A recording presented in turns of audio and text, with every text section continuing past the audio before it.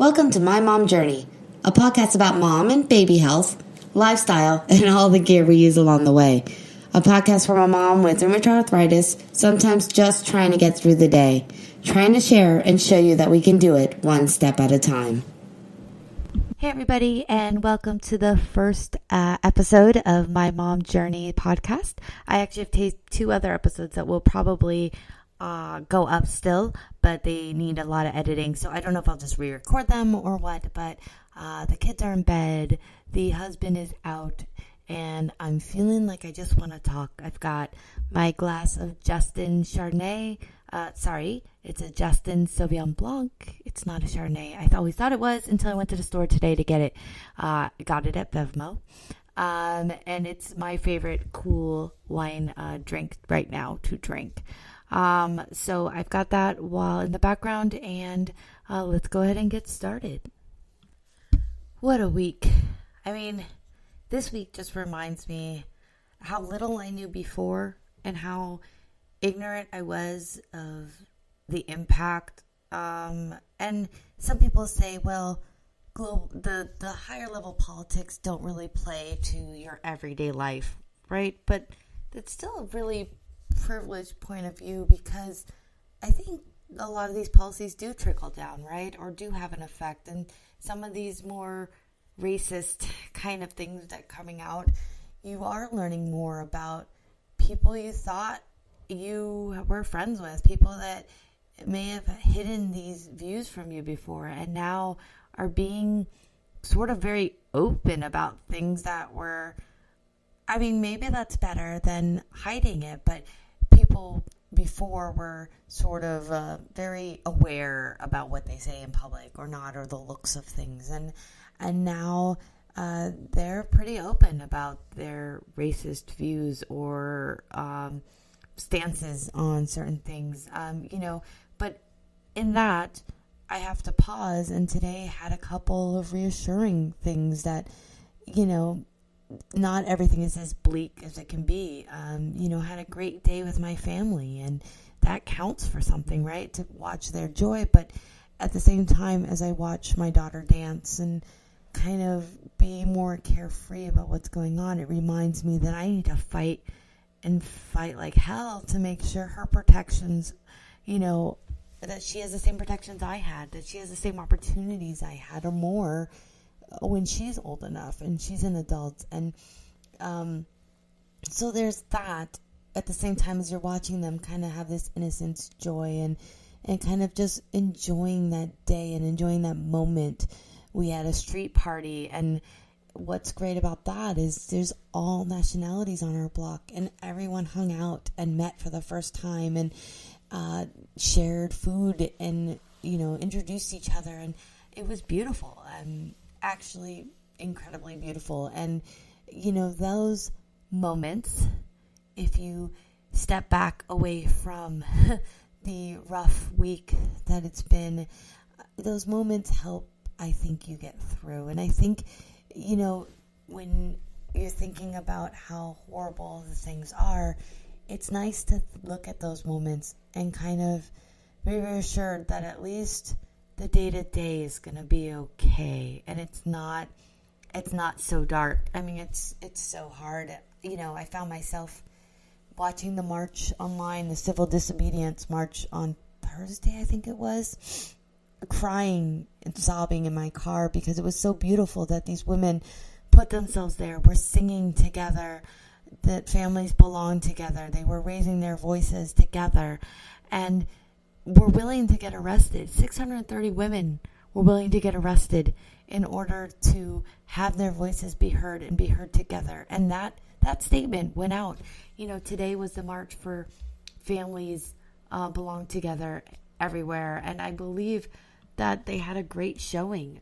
Thousands of people confirmed marching and around the world, and lots of great pictures. Well, we were not able to go to our local one because of dance and some other obligations we have anyway.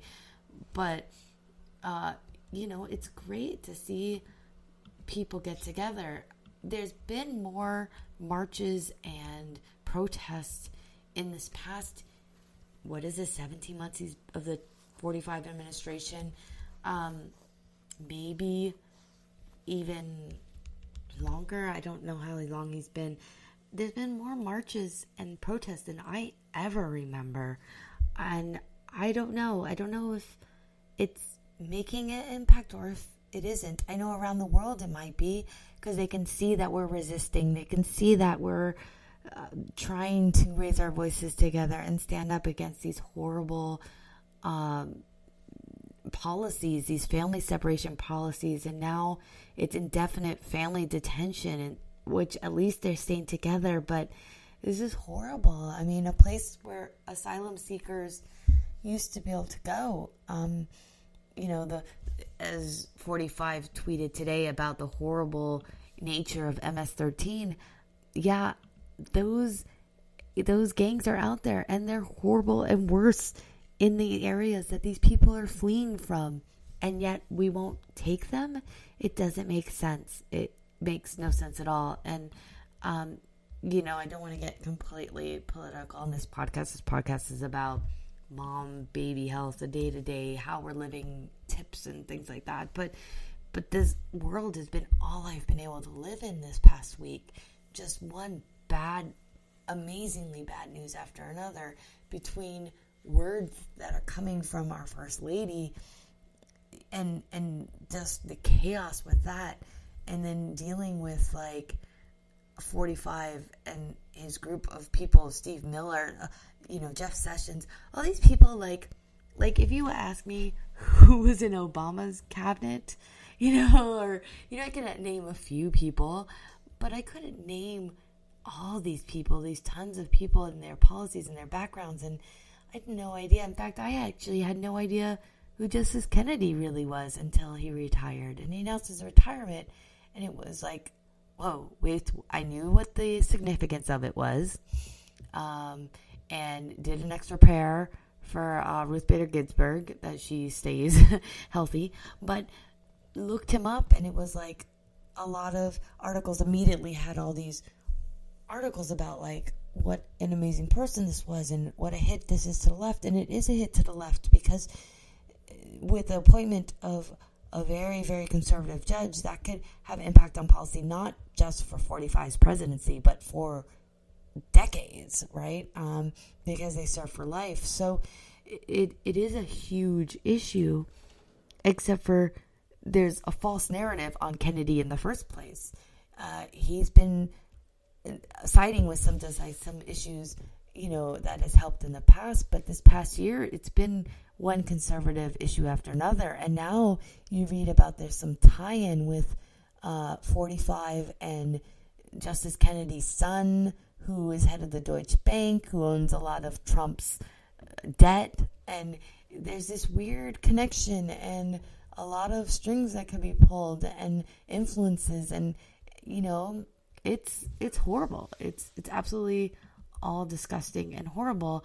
But you have to also remember, he wasn't as big of an ally as we want to make him out to be. So we've got to remember history correctly, which, as one person put it on my Facebook page today, we have to figure out how to find out what the correct narrative, what the true news is. There's been a lot of back and forth about just one picture that was released today. And, it turns out, someone has said one thing, and then someone actually cited Fox News, which to me don't cite, a right-wing biased place to say that this is what happened. Cite many sightings, and do a lot of different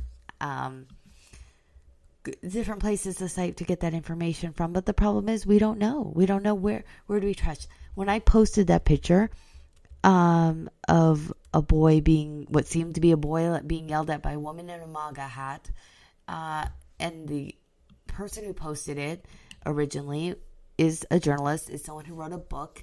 Granted, it was a book on Obama, but wrote a book, so thought it was a trusted source of someone who was there in the action, and said that the picture said that this boy got yelled at by this woman, saying that you're going to be deported too, you dirty Mexican. And it's like, okay. And then you hear Fox News interview the boy, and another woman who was there who's a 45 advocate, and they backpedal it and say it was civil conversation. The picture doesn't look very civil, and people are saying you can't interpret the picture. Well, you know what?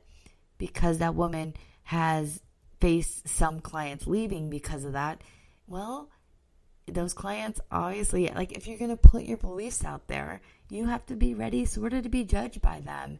And then when you are judged by them, you either acknowledge and stand by your beliefs and say, well, this is what I believe, or you learn from that and you take it and you learn from it and you understand and try to learn and understand where what you believe is wrong or harmful, and try to take it as a learning point. But she was like, I don't know what the true story is, but she's basically saying that she's unfairly being judged. But, you know, she's wearing a MAGA hat. She's screaming. She's saying she's passionate in the interview. You know, then maybe you need to be a little more aware. You know, you either want your clients and your job and you want to keep that, or you want a low profile, or you go visit other cities and try to influence their policies and yell and scream about your beliefs. You can't have both. And you have to own up to what you put out there, right? And to what you are willing to put yourself in. If you're willing to put yourself on a march, then you have to, and you get photographed at that march, you have to own up that you were there. And those are the beliefs that you're singing about, and you're at that march for that. So, like the people who were in that first, is it Charleston march? You know, some people got fired from their jobs and things like that. And it's like, you have to own that. You have to own that you were there. And you do have the right to learn from that, change your mind, come back, you know, and educate yourself. But you don't have the right to say this, I was misinterpreted, because you put yourself there. You have those beliefs. You were just sorry that they got shown to the mass public. You're just sorry that you were, quote unquote, caught. But, you know, with Kennedy, there's definitely something that is there. There's something more to the story. I'm sure Mueller, if that's how you say it, is like, knows exactly what's going on, knew what was coming. But in the end, we can't control that stuff. All we can control is get out there and vote. I've never felt before like I've had to vote. Like I've had to canvass and walk door to door. I feel that way now. I feel like I've got to go.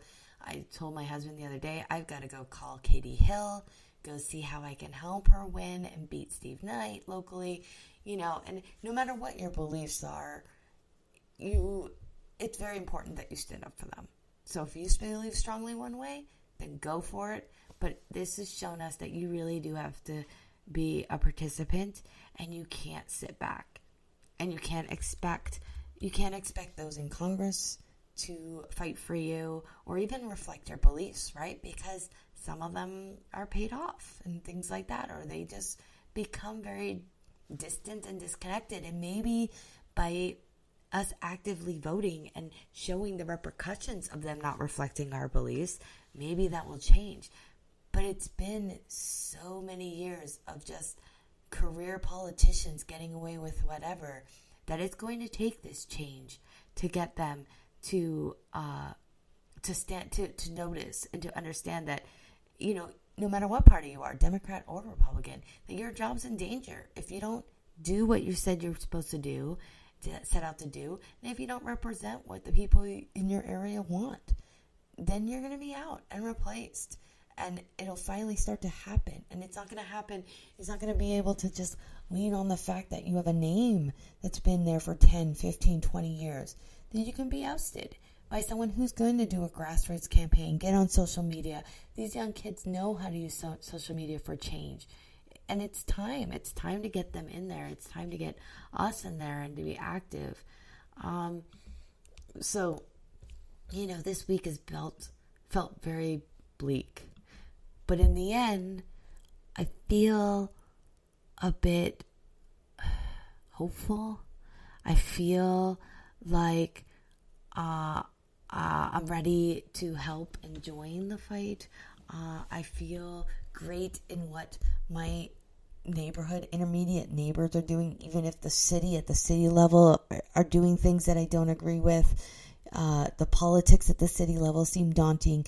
I got to get my butt off of Facebook sometimes, and sometimes all of us should probably, because I think it's very easy for the worst of people to come out on social media, and maybe that's their true selves and maybe not, but I think it's easier for people to say things online and type them than if they had to say it to your face.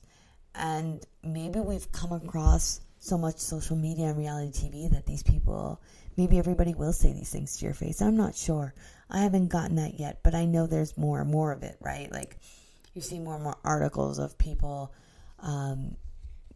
calling the cops on other people, or people feeling threatened because of someone else's race. And more and more that's coming out. And, that's like social media vomit in real life. And so I think sometimes it's good to kind of take a break from all that. I've been listening to podcasts more and more. If you're looking for some recommendations, and I that's why I'm doing a podcast, is because I feel like I need to talk about things, and I want to help you guys. I want to help myself, and also to share what I use to help. And so I've got a couple podcasts that I like. Of course, I listen to Tell Me It's Gonna Be Okay from the is it Mamma Mia Network?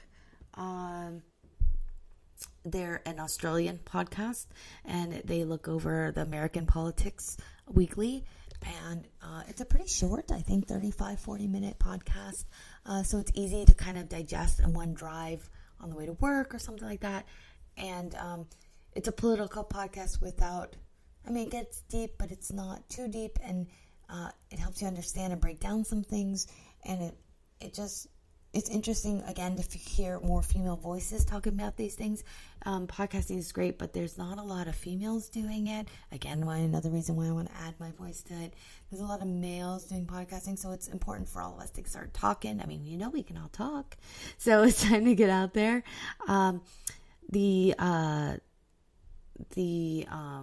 Crooked Media people just released Hysteria, which is the new all-female podcast, if you want to check that out. And I think they're going to talk about politics, but kind of all things from a woman's point of view sort of thing. And then my last favorite right now would be Call Your Girlfriend.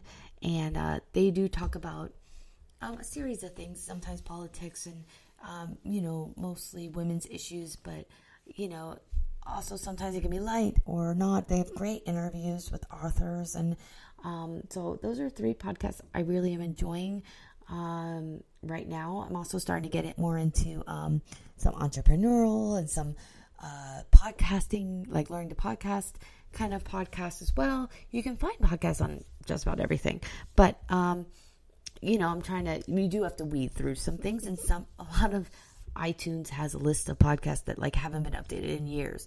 So you really have to weed through and find some stuff. So hopefully I can help you with some recommendations. I'll put them in the show notes.